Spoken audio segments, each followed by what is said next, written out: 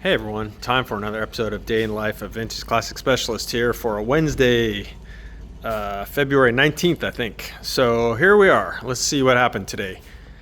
So I guess I'll start here in chronological order. So Rafa today worked on the 64 bus, pretty much just taking care of a few little loose ends, so to speak. So he went around with some paint and did some little touch up, like this hinge had a little flaw on the paint there.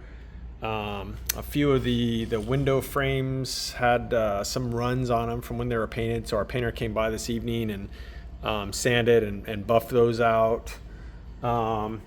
We did, when I test drove this car yesterday, have a kind of an occasional clunking sound in the front. I don't remember if I mentioned that yesterday or not, but Rafa crawled up underneath here this morning, and the center steering pin on this, which is on an aftermarket front beam, I don't know why, but the front beam, the boss on it, or whatever you want to call it, that the center steering pin goes through, is like not the same dimension as a stock one on a stock bus beam. And so it was just kind of weird putting it together. I remember putting it together because I couldn't really use all the stock shims, and there's like that, for those of you that know, there's that white plastic kind of seal and all that stuff. It wouldn't even fit on there, but I think the thing was actually taller, and so there just wasn't really space in there to properly like stack all those components. And so the way it was assembled was,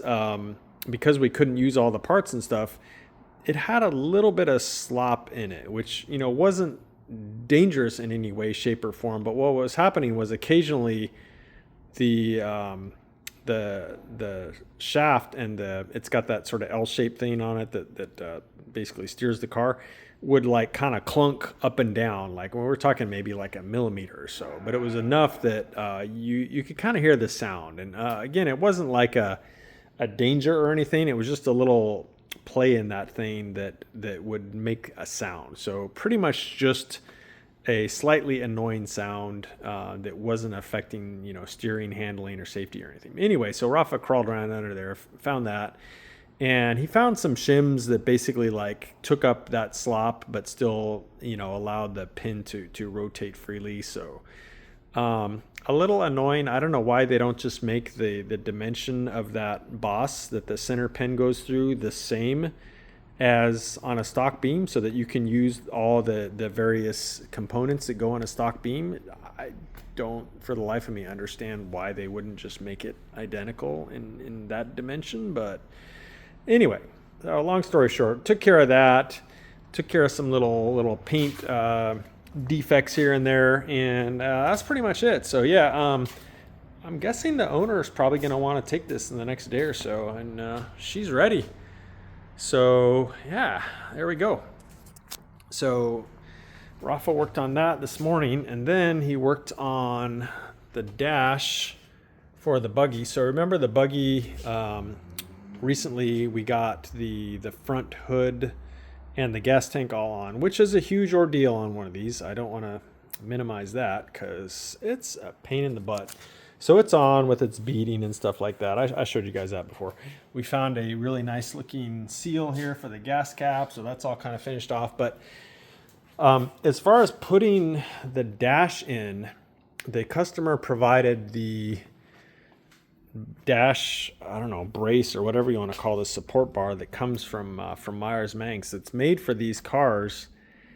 I can't even put into words how bad of a fit this part was. It was not even close to fitting. There was literally no way to use that piece. It was so bad. Like the angle of these bars here, which are supposed to kind of go up against the dash and then support the windshield and stuff like that, just wasn't even close to at the right angle. It was, I don't know, I think they were like actually facing this way instead of kind of this way. And then this bit here, which is where the steering column tube kind of goes through that, and then through a hole that you have to put in the dash here. This thing was just completely at the wrong angle, and it was, I don't know, it was like at least half an inch too far that way. So it wouldn't have even lined up with this feature that you see here, which is kind of there to put the hole in for the steering column. So like nothing lined up, nothing was in the right place. I can't even put into words how baffled I am that they sell this thing for putting these cars together. And this is coming from Manx, the company that makes these bodies. So, basically what Rafa started doing is just chopping this thing up, and, he's extended things, he changed the angle of things. He's pretty much like almost remaking this thing. I don't want to say from scratch because he's using like this bracket and stuff, but having to like pretty much cut it apart and then weld everything back together at the right angle. And you can see he made like an extension piece here, which isn't welded on yet, but in order to, I mentioned that this thing was too far that way. So you can see how much he had to extend this section here to have this thing lining up correctly. It was off by that much. And so, yeah, he's pretty much having to like slice and dice this thing to make it work. And at the end of the day, it'll work really well, but I mean, you're probably going to have like a day into this part, which is supposed to just fit these cars. So yeah, it's pretty bewildering. But anyway, yeah, so that was a good part of his day, was trying to make a part fit that's supposed to fit. So welcome to the world of building cars. So yeah, that was his day. For me, I continued working on the 68 double cab here. Had the motor in and out a time or two here today. And one thing that I started doing was started working on the oil system. So this motor is full flow. And so what that means for those of you that don't know it is, so on a normal Volkswagen engine, there's not really a filter per se. There's a screen on the bottom of the motor where the oil's picked up, and that's your filter. So when it's full flow, what you do is you take the oil out of the oil pump, so like right here, and then from there you can go to like a spin-on filter, like a Fram style filter. And then if you want, you can also go through an auxiliary oil cooler, which is a good idea on big motors. They can run a little bit hotter. They can need a little bit more cooling capacity. So then once it goes through all that stuff, then it enters back into the motor through here. Anyway, so today I went to buy the external cooler and the adapter for the filter. And of course, they were out of the cooler. So found one online and ordered it. It'll probably be here Friday, maybe Monday at the latest. But anyway, what I did get was the adapter, which crawl under here and you can see it. So there it is. One of these things. So the filter will sit horizontally, like right here. And so I need to get more fittings. These fittings here that adapt from 1/2 inch NPT or whatever this is to 8AN. Got one from AJ. He's got more on order. So for the top port here.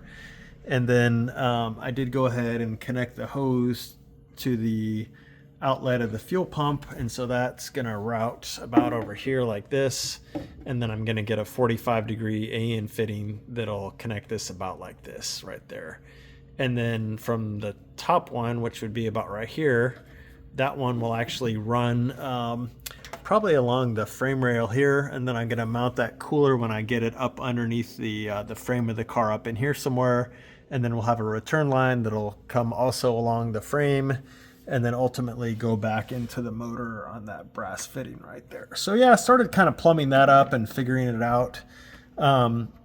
Once the oil cooler comes in and I figure out exactly where I'm going to mount it, then I'll see which AN hose ends I need, 45 degrees, 90 degrees, straight, whatever those end up being, depending on the orientation and where I mount the cooler. And the cooler I'm going to get has a fan on it.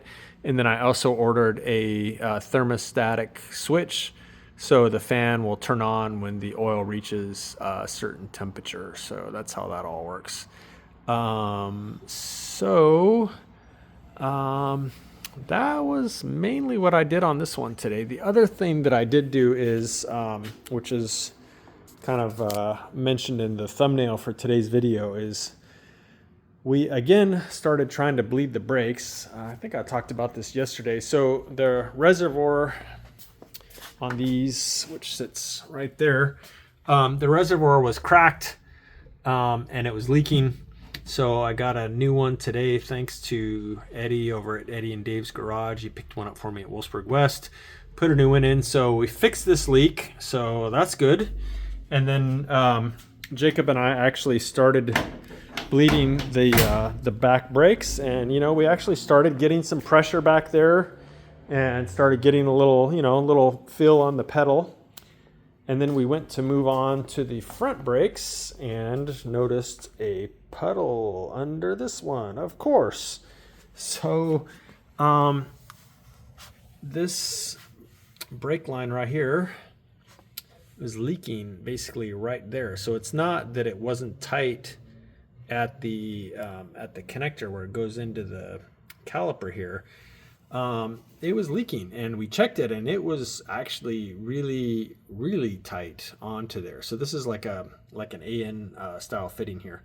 And I don't know who makes this kit or who made it, but it's like a non-standard brake line. So it's basically like VW metric bubble flare on that side, or the female that accepts that, and then on this side it's like a small AN fitting. Anyway, so I was like, well, this is leaking, we're gonna have to replace this line. And so when I pulled the line off and looked kind of like into the line, so this is a female fitting on this side, the flare, so the female flare inside there was actually cracked. And so whoever assembled these brakes onto this car, which was done before we got the car, tightened this AN fitting up so much that they cracked the female flare inside the fitting, and so that's why it was just leaking out of there. So now I gotta see about either who made these brakes or go to a place that can make custom brake lines and I guess I'll get a pair of replacements made and replace both front ones, because they probably also over tightened the driver's side. So yeah, this car just does not want to have brakes. So hopefully once I get a pair of new front brake hoses for it, then I think we'll be fine. I think hopefully that's the last issue here with getting some brakes on this thing. But yeah, I was so happy when I replaced that reservoir and it wasn't leaking. And then we started bleeding at the back as you normally do. We started getting some pedal and some pressure. We're so happy, and then boom, there's a leak. So it's one of the many surprises that can happen sometimes. Leaks, hate them. So yeah, other than that, so the air conditioner kit for this car, it fits up under the dash on the passenger side here, so it kind of tucks up underneath here, and it actually kind of goes up almost like partially behind the glove box. And so the instructions show you to mark the glove box off, and you remove 3/4 of an inch from its depth. So this will sit more toward the glove box door. So you're basically like moving the glove box this way, which will create more space behind it for the part of the air conditioner. So I went ahead and had Jacob do that. So he masked it off and cut it, and then you have to go back and re-add these 3 cutouts here. That basically those get cut off when you cut off that 3/4 of an inch. So yeah, tomorrow I'll have him go ahead and cut out those, and then this is pretty much done at that point. So that is what happened around here today, guys. So I'll stop yapping at you, and thanks for watching, and we'll see you again tomorrow. Bye.